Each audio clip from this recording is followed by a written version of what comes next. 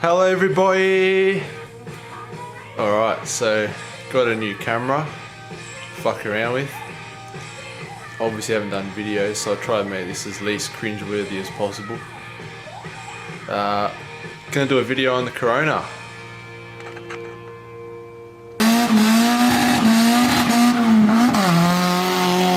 SR20 142 Rona.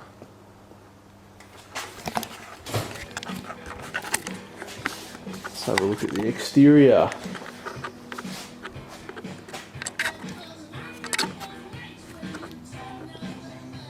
So first thing you notice is China's finest shiny boys. $600 eBay specials. Yet to collapse.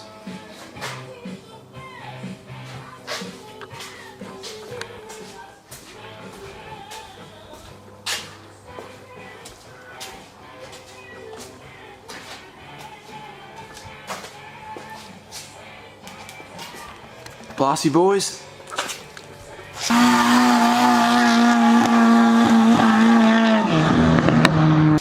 Standard 3-inch exhaust.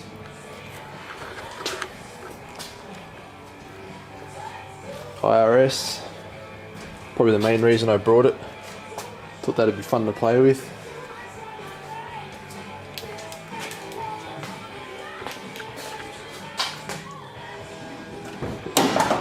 Let's have a look at the crown jewel. SR20det, obviously.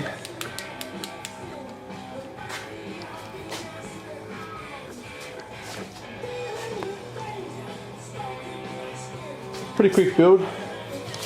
It was a stock 22 RE Corona to running with an SR in about 30 days. Then another couple of weeks of dicking around with coilovers and things. Not much to say about the motor apart from it obviously not being in the right car. S13 blacktop, T25, high mounted, just cause. Still stock tune, got it set to 1 bar. Fuel pressure reg doing its job, keeping it alive. It's done the job. 3 years so far this motor's been running untuned, 1 bar. No fucks given by the SR camp. They're only unreliable when you push power. So T25s welded straight to the manifold. We don't play that gasket shit around here.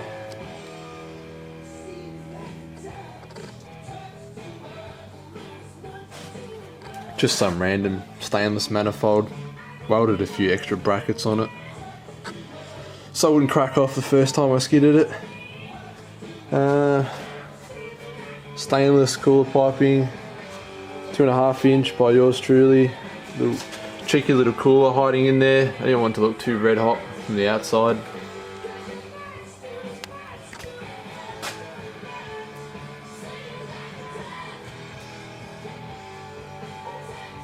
Probably the main mod engine wise is the it's got a genuine Greddy sump.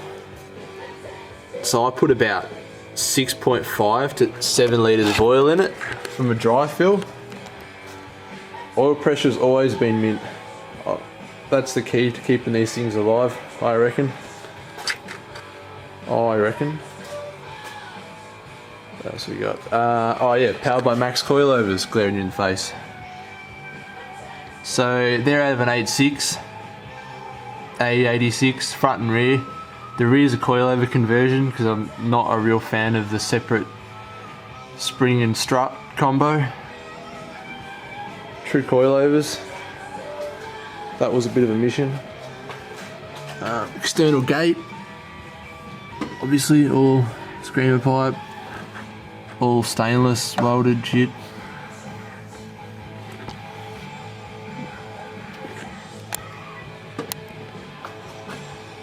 So only, like I said, of everything done to the car, the whole engine conversion, only issue it's had at all is a weeping oil feed line, as you can sort of see here. It's just weeping out from the top all over my nice new stainless, which is now stained. So I'll have to pull it off the car one day and probably polish it up again. No biggie, it's all good. Pretty good innings for an engine swap, I think. Just a leaking oil line. Usually don't even make out the driveway the first shot. Yeah, that's about it for the engine department. Let's have a look inside.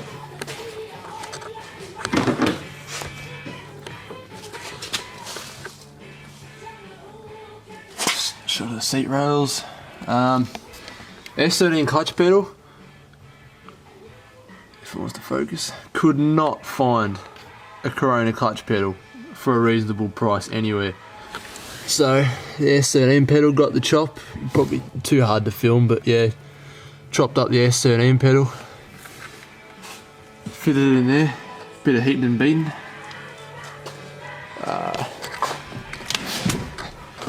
Got this lovely little midship wheel picked up at Up Garage. 20 bucks. Made in Japan. Pretty stoked with that one. Seems to be pretty good quality. Looks good.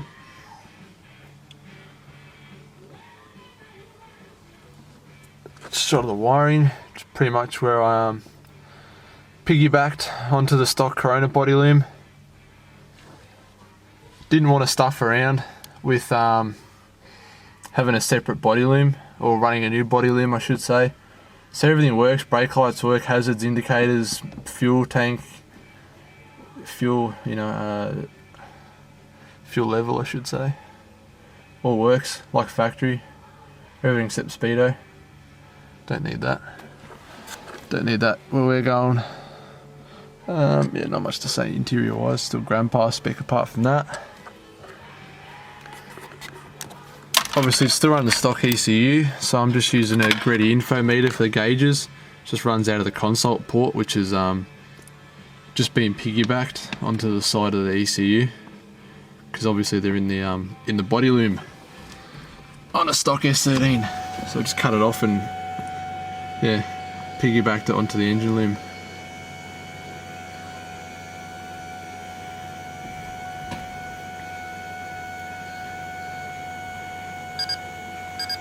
Shot of the Greddy if it wants to focus. I'll show that properly later. Shut up. Righto, got it jacked up, so we'll suss out the knuckles of what's underneath this rig.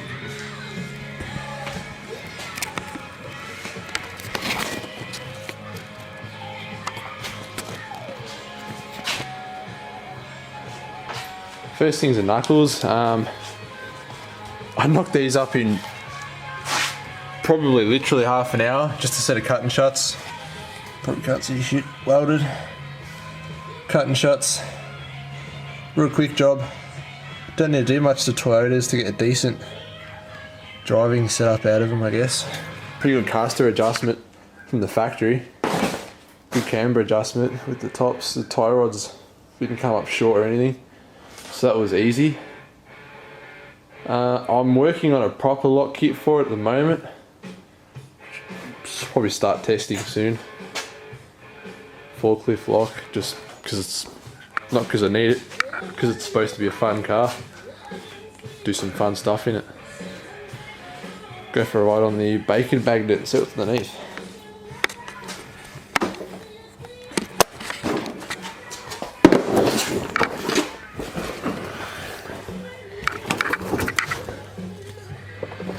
That's just an example of how the engine and gearbox mounts are done.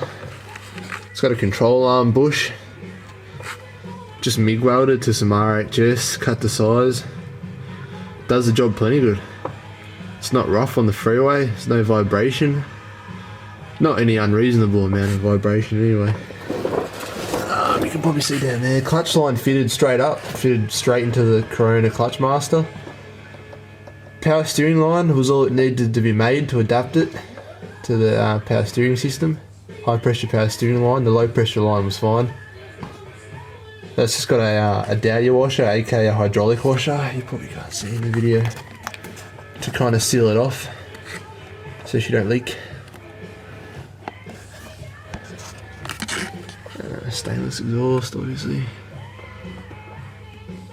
V-bands, because they're easier.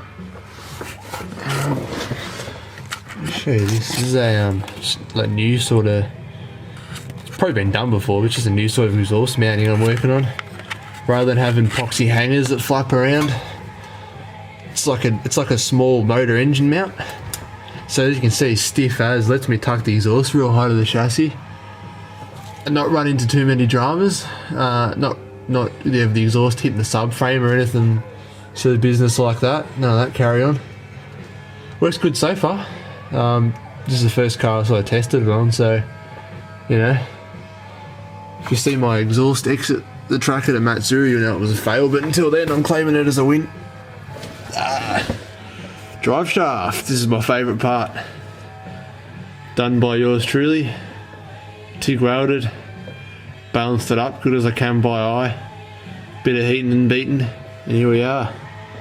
Hasn't blown up yet. It's done a couple thousand Ks.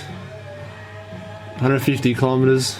Hasn't got any unusual vibration. Hasn't come through the floor.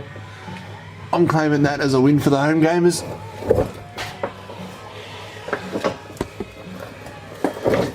Let's go towards the back of the car.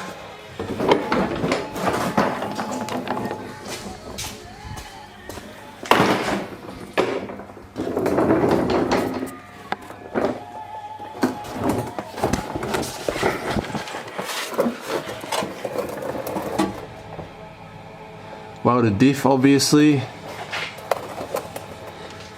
Weeping action, might have to have a look at that. Probably nothing major. Here's my pride and joy. Rear coilover conversion. So these were powered by Max coilovers out of the States. There's not much on the market for Coronas, and these worked out about the same price as building a set of universal shocks for it. So I figured I'd just have a crack at the powered by Max coils. Anyway, they rocked up and they were way too short on the rear. The front was pretty close. The front was pretty much bang on. The rear was way too short, like the eyelets here, you know, there to there. This was the least janky way I could think to mount it. I think it worked out pretty good. I think it's a pretty eloquent solution. Drilled it, tapped it, threw my new coilovers in the saw, cut the end off, tapped it to M16, bit of all thread through there, high tensile, locked it off with some nuts and a M16 rod end with a little spacer.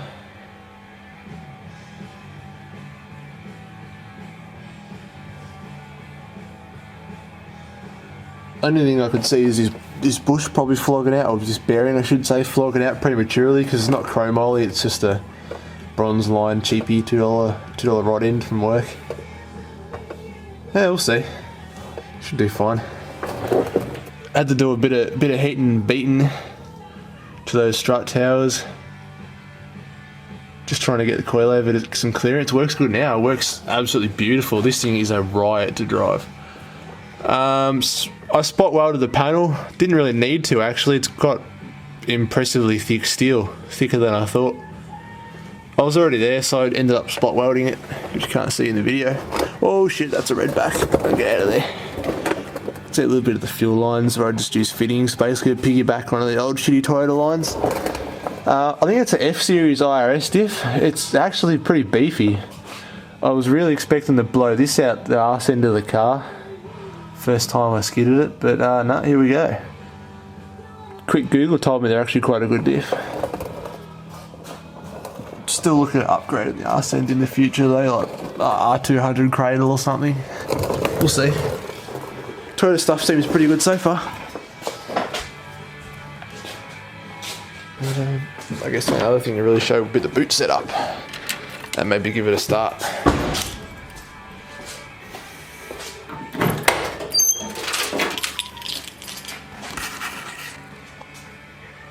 Just battery chilling.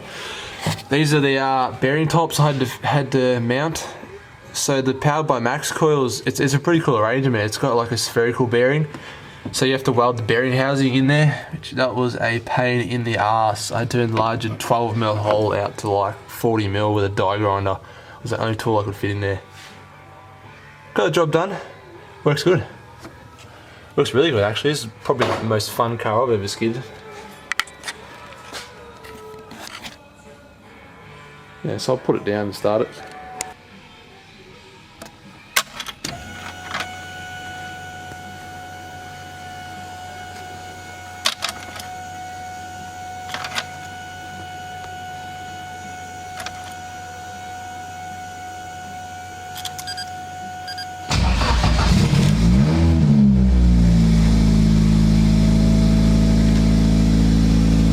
As you can see, SR loves life.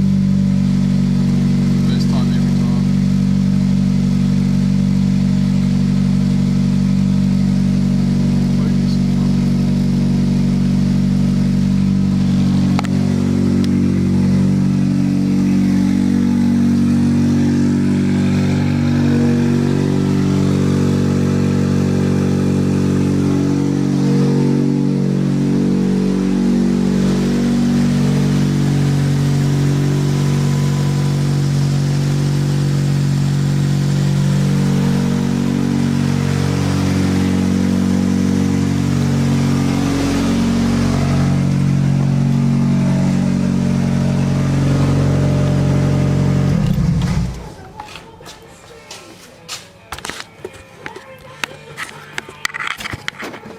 And yes, that's where the Corona's at the moment. Done running, skidding, all that kind of gear.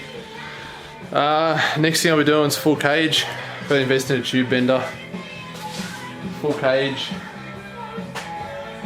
Better knuckles. Maybe tune, put a bit of power through it. Then we'll, yeah, rip some more skids.